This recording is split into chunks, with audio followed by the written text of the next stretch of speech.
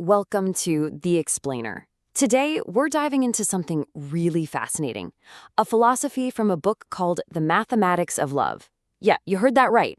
It suggests that our lives, our relationships, even our suffering, it's not all random chaos. It's more like a solvable equation. So, let's start with a feeling I bet you know all too well. You ever feel like you're just stuck? Like you're living on autopilot, going through the motions, and you can't quite figure out why things keep happening the way they do? It's like you're a passenger in your own life, right? Well, what if that feeling of chaos isn't actually the truth? This philosophy introduces a pretty radical idea that the universe and our lives within it aren't random at all. In fact, it argues that everything operates on a set of super precise, almost predictable laws, just like math. And get this, according to this way of thinking, our suffering, it doesn't actually come from your job or your relationships or your bank account. It comes from just one thing, being completely unaware of these invisible laws that are running the show. Basically, our pain is a direct result of not knowing how the system works. So, here's the kicker. The first step to changing any of this, to escaping that cycle, we have to turn off the autopilot. We've got to stop just reacting to everything and start consciously observing what's going on. And that, right there, is the key that unlocks absolutely everything else. Okay, so observation is the key. But what does that actually mean? What does it look like in practice? Let's break down this foundational idea. This quote really nails it.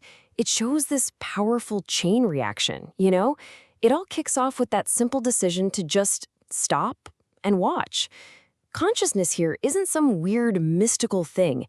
It's just the natural result of paying attention. And it's that awareness that finally gives you the power to make real lasting change. So this process is broken down into three main areas we need to start watching. And it's not just about looking at the world around you. It's a full 360-degree observation of your entire experience, what's happening inside and what's happening outside. First up, you turn your focus inward. The goal here is to just watch your thoughts come and go without getting swept away by them. To realize you are the one watching the thought. You're not the thought itself. It's about noticing your feelings without automatically blaming someone else for them, and seeing your emotions and even physical sensations for what they are, just automatic reactions and messages from your body.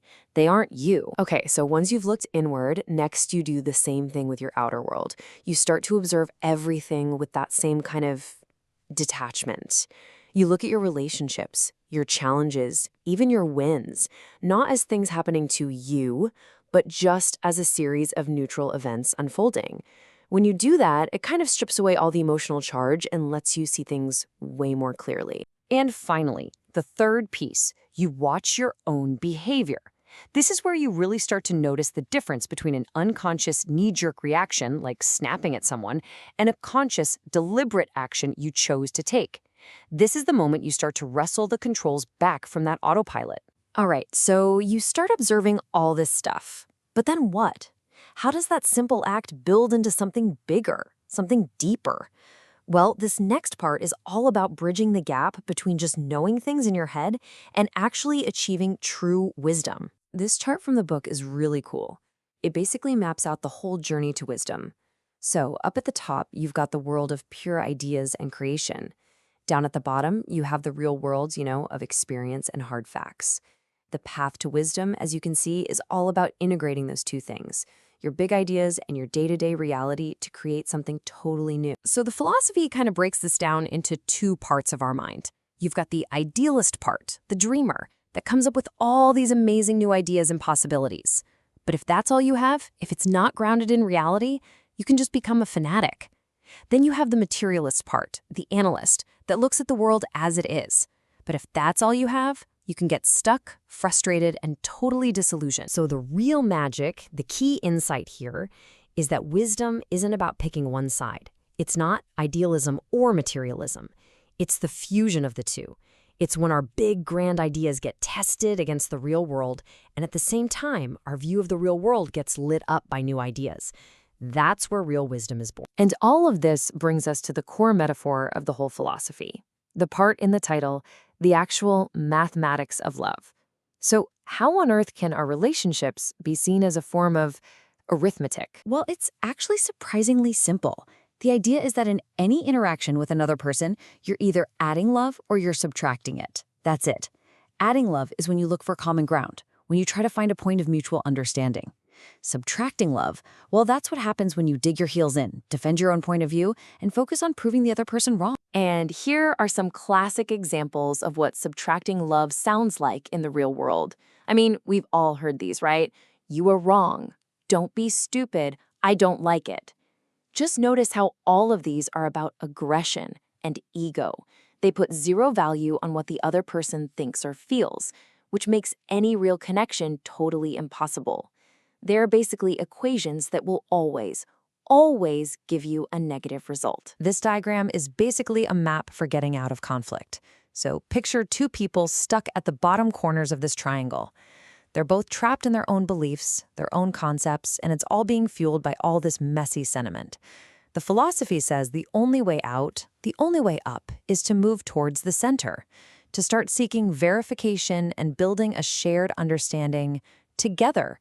And as you follow that path upwards, you see it leads directly to one place: love, right there at the very top. Okay, so after all this observation, and after practicing this new kind of emotional arithmetic, what's the final answer to the equation? What happens when you consistently start solving for a life of peace and love? The result isn't just a temporary good feeling, it's a whole new way of being. These qualities you see here, mastery, wisdom, harmony, they aren't things you have to go out and chase anymore. They just become the natural, inevitable result of living your life in line with these laws.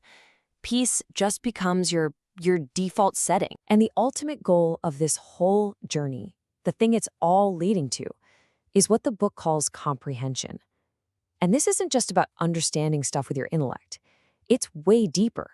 It's an intuitive knowing that completely frees you from all the baggage of your past and the limitations of everything you thought you knew. It's like when you get to this level of wisdom, you're not following a recipe book of memorized rules anymore. Instead, you understand the basic principles of cooking so well that you can walk into any kitchen with any ingredients and just create something amazing. You can adapt and apply the core ideas perfectly to whatever's right in front of you. So when it all comes down to it, this isn't just some abstract theory to think about. It's a daily practice. Which brings us to the final and maybe most important question. And this one's for you. What's one small way you could add love or seek that neutral point in a relationship today? Where in your life can you just stop defending your position and start looking for a shared goal? Because even the tiniest shift, as we've seen, can change the entire equation.